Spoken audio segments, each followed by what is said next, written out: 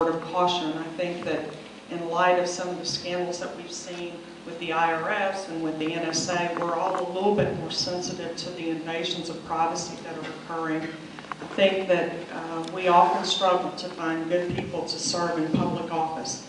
And so where there are potentials for ethical conflict and unscrupulous behavior, I believe it's important that the public be able to ask some questions about that, certainly in terms of contracts that you or your family might have, an elected official family might have directly with the government. Those are the sorts of things that ought to be disclosed.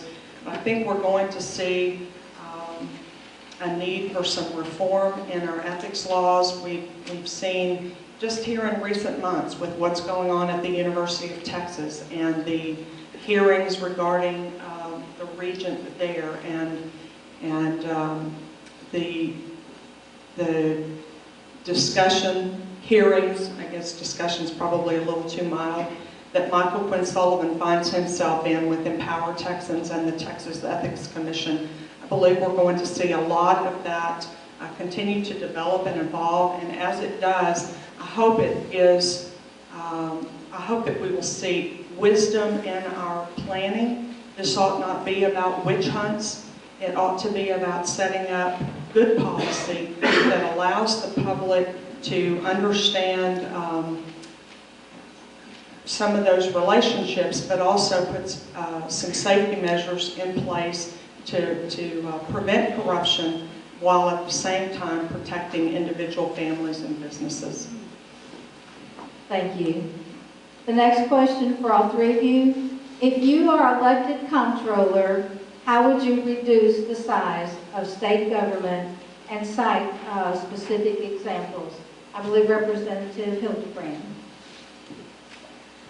Thank you. Well, first of all, I'll start with the Comptroller's office.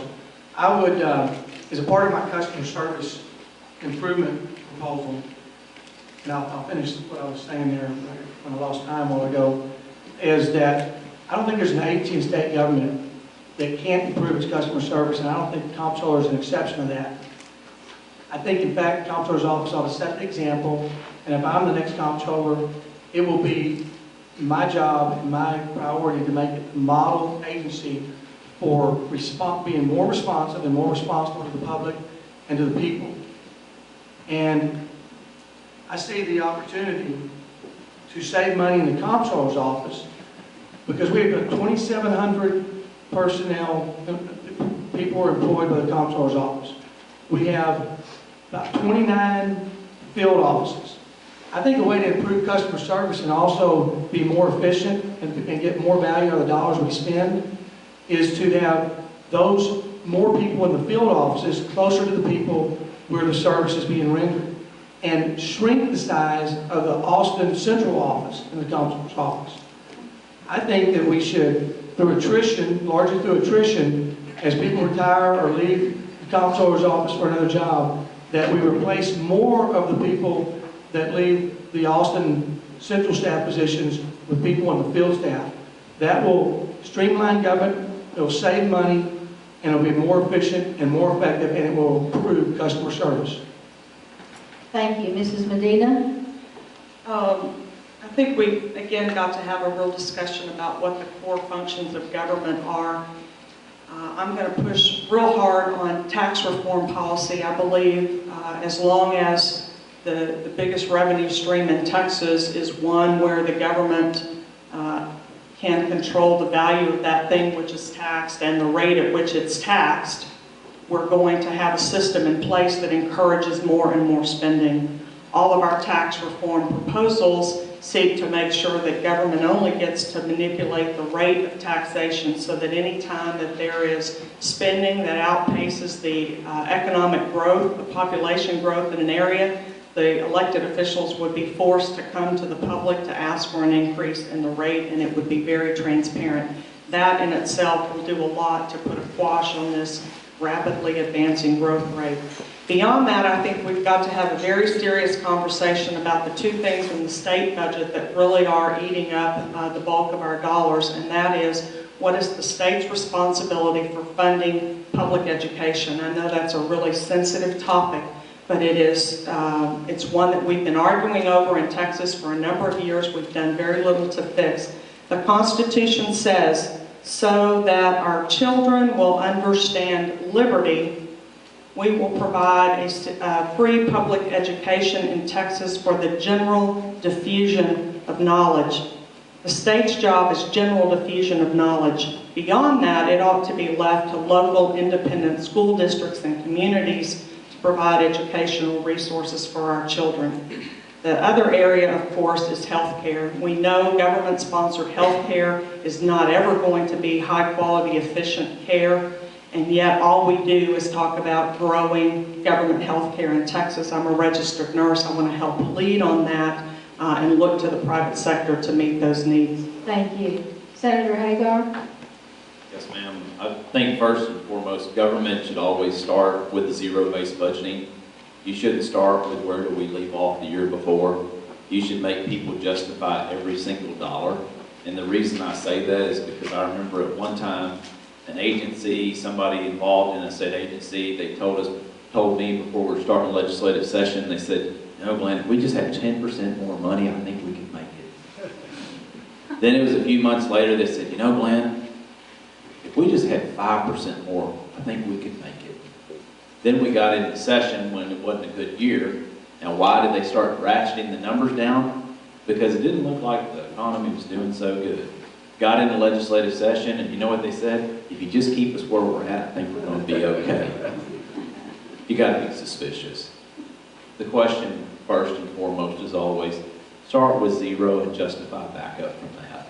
You know, I look at our numbers in my business, I look at our numbers in my household, and why? I don't look at where I was the year before. My wife and I sit down and we try to wonder, do we really need this extra phone in our house? We got one in our pocket.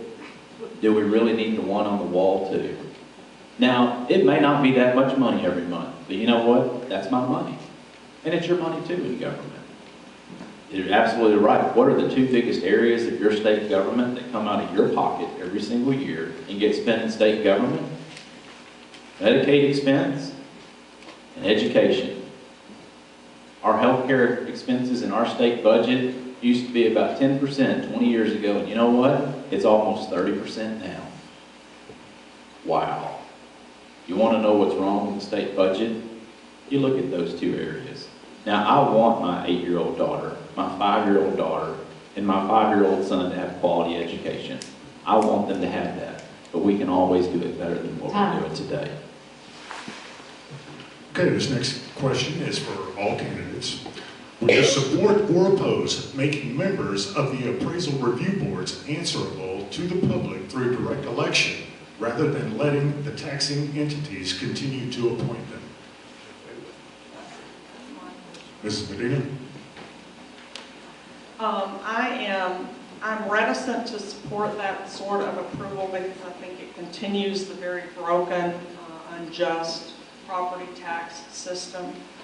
I think I'd have to think about that a little bit more. I do believe if we continue with this structure, that yes, elected ARB members would help with some of that scenario that I was just talking about, the government controlling the value of the property as well as the rate, the value of the thing that's taxed as well as the rate at which it's taxed.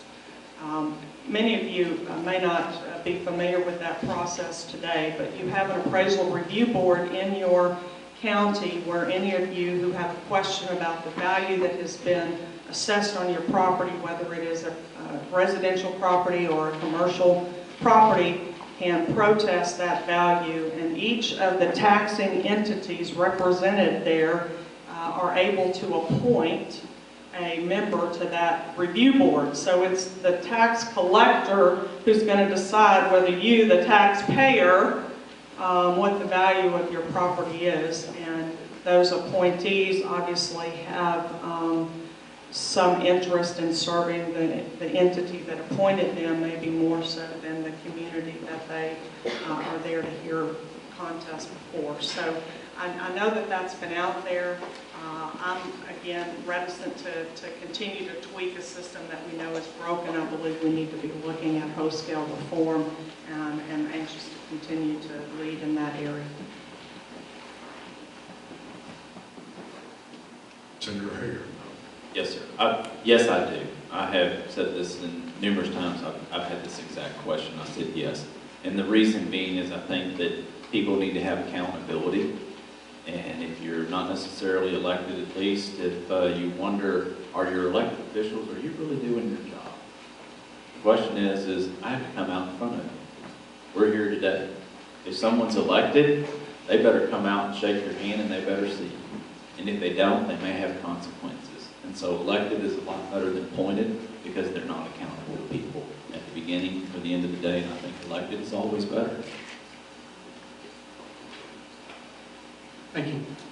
The current system allows the entities that are spending the money to appoint their representative to the appraisal review board. So when you protest your tax statement, the people that are hearing that are sent there by the very entities that are receiving the revenue and spending that revenue. That's a problem. We've had a number of proposals and different ways to go about increasing the number of members to be elected and not appointed to, 2 elected to all 5 elected. We've seen bills pass and also be introduced to have someone else appointed other than the entities that are spending the money. So, in the Ways and Means Committee, I've heard numerous proposals. We've passed some of them. I support the bill. I've supported the bill by having hearings on them, but we haven't been able to pass the bill and get the votes in the committee to pass the bill to get the entire thing elected. But we have heard those bills and heard other bills and passed bills to make some progress to move us towards a different system, and I would support moving us all the way. Thank you. We come to the last question, and it needs to be just a 1-minute question. So can we throw a monkey wrench into the timer and look at what a pro back there, what a pro. Thank you. Okay, for each of our candidates, the last question, 1-minute answer. The window on state government website, sponsored by the Texas Comptroller, lists over 60 separate taxes, fees, and assessments the Comptroller oversees. Perhaps overseers. One has been marked as repealed, ta-da, the Telecommunications Infrastructure Fund. Are there any others that you would recommend repealing, and why? You have 60 of them to choose from. Okay, Senator Hegar. I wish you had the list right here in front of me, what those are. Yes, we eliminated the one that you mentioned here a few years ago in the legislative session. In this last session, we eliminated the System Benefit Fund. And that's something that conservatives have been trying to eliminate for a very, very long time. Because it's another tax. It's on what? Your electric bill. You pay it. I don't have the exact list. I wish I did. I do think that there's quite a few fees that are extremely outdated, and they do need to be reformed and they need to be eliminated. And that's the reason I mentioned earlier, first and foremost, with a dynamic fiscal note, you can show that if you reduce a tax, what it causes for an economic stimulation in the economy, that less taxes, people's money back in their pocket, can cause a real economic stimulus in the local economy, in the state economy. And so therefore, I think it's not just necessarily what you eliminate, but also what you can reduce. Thank you. Representative Hildebrand. Thank you. We have made